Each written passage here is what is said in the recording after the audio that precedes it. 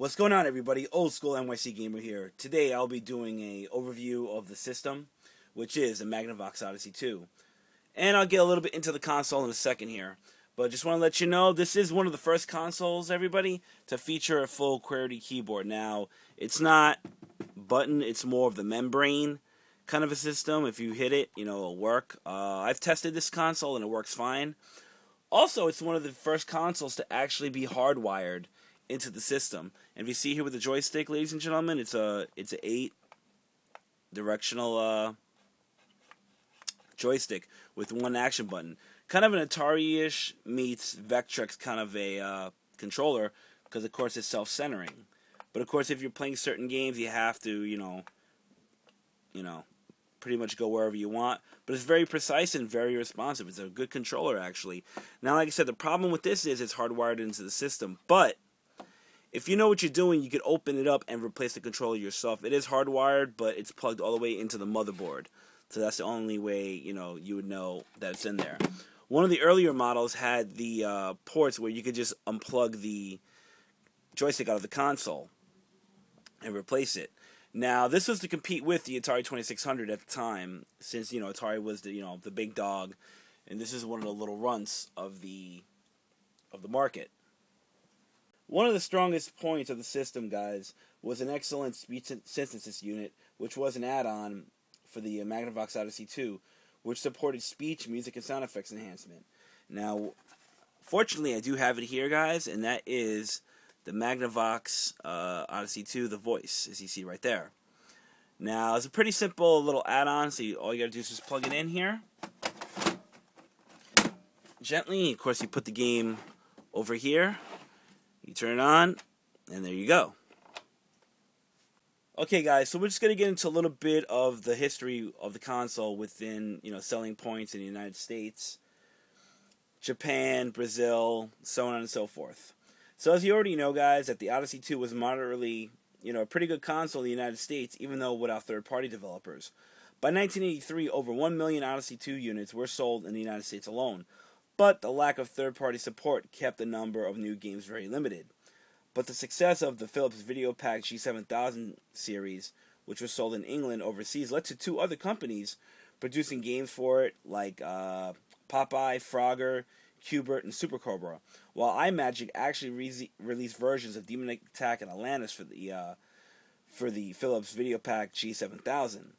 Finally, in 1983, two iMagic games finally were brought over to the U.S., and these became strong sellers to sell. Alright, so as for Europe, European models had no power button, which is, of course, here, with the Magnavox in America, we had the power button here.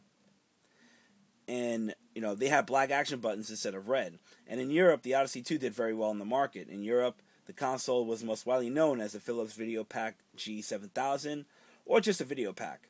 Although branded variants were released in some areas of Europe under the names Radiolajet 25, Schneider 7000, and Sierra G7000, Phillips, as Magnavox European parent company, used their own name rather than Magnavox's for, European marketing. A rare model, which is actually the Philips Video G7200, was only released in Europe, and it had a built-in black and white monitor. The Videopac cartridges are mostly compatible with the American Odyssey 2 units, although some games have color differences and a few completely incompatible games. A number of additional games were released in Europe that never came out into the United States. As for Brazil, the console was released as the Phillips Odyssey. The Magnavox Odyssey was released in Brazil by a company named Plano Comrico. I know I'm probably mispronouncing that, guys. I do apologize. Which was not affiliated to Phillips or Magnavox, since just a few units were sold. The Brazilian branch of Phillips released it in 1983, and the Odyssey, without its number, Odyssey became much more popular in Brazil than it ever did in the United States. Even tournaments were held in Brazil for popular titles like Casey Munchkin, or actually Casey's Crazy Chase, which also was known in Come Come in Brazil. Titles were translated into Portuguese, sometimes creating a new story like Pickaxe Pete, that became Didi na Mina Encantada, which means Didi in the Charmed Mine, referring to Renato Argao's comedy character. and was one of the most famous Odyssey games in Brazil. When it comes to Japan, the Odyssey 2 was released in Japan in December of '82 by a company, ladies and gentlemen, I honestly can't pronounce, way too hard to, but it was a division of the Dingu Company under the name Odyssey 2, which was also spelled Odessei 2. Now, Japanese versions of the Odyssey 2 and this game consisted of American boxes with the katana stickers on them and cheaply printed in black and white Japanese manuals. The initial price for this console, guys, when the Japanese one came out, retailed for 49,800 yen, which now in American dollars comes out to about $500, which is, super expensive. It was apparently, the reason why it basically did fail now in Japan. And just finding a Japanese Odyssey 2 is one of the most rarest systems to find. Okay, so when it came to the output, guys, it's a basic old school system, which I'm going to show you right here. It came with its basic RF cord, which I'm trying to reach for you right now. Right over here. Now, if you see the switch box, it's actually very unusual because I've never really seen one of these really super old school switch boxes. And check this out. This is freaking old school. See right there, it says game cord. And I've never seen an RF plug like this before. And of course, you plug it in like so. And of course, it's screwed onto the back of the TV. Now, I'm not sure if I could get one of the old RF funnel RFs to work with this, because it is definitely a little different compared to the basic RF plugs that it would be for, like, for the Atari, Colecovision, and television, so on and so forth. And of course, as I already did talk about earlier when it came to one of the other inputs, guys, with the controller, it was a basic 8-directional pad. Very responsive, of course. It's spring-loaded, because I did check the inside of the controller. Of course, one button right here. And for the media, it's the basic ROM cartridge. Will either be in the 2 or 4 kilobyte, or even 8. When it came to expansion modules, everybody, of course, this is the voice, which I showed you earlier as the first add-on. Now, there was a second add-on here called the chess module, which for the Odyssey 2 didn't have enough memory and computing power for a decent, implementation of the game and also the program of chess on its own. So the C710 or 7010 or 7010, whichever how you want to say it, the chess module contained a secondary CPU with its own extra memory to run a chess program on its own. Okay, everybody, since we've gone through a little bit of the system and the history of the console, I'm going to show you some of my loose and box games. First off, guys, I'm going to show you Type and Tell, if you could kind of see right there. Now, of course, this would be one of the games you would use with the Odyssey 2 voice. And of course, which I find funny, Sid the Spellbinder, ha ha ha. And of course, you got Nimble Numbers Ned. If I could try to get in there. Sorry, guys, for the light. There we go.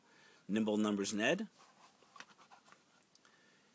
P.T. Barnum's Acrobats, which I would believe is kind of like a Circus Atari clone, which I could probably guess right. And of course, here you have Attack of the Time Lord. Alpine Skiing. And Blackjack. Now, that's some of the loose cartridges, guys.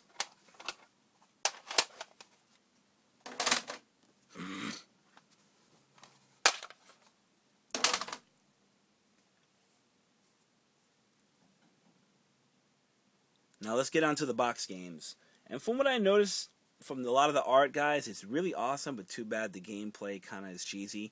If they had some of that third-party support, or maybe like the developers could do a little more, I thought these would be better games. First off, I'm going to show you Alien Invaders Plus. You can see by that artwork, guys, it's pretty awesome. But you look at the screenshot, not so great. And next up, guys, we have Baseball.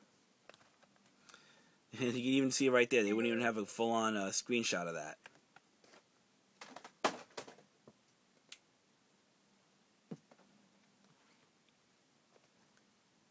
Next up, we have Casino Slot Machine.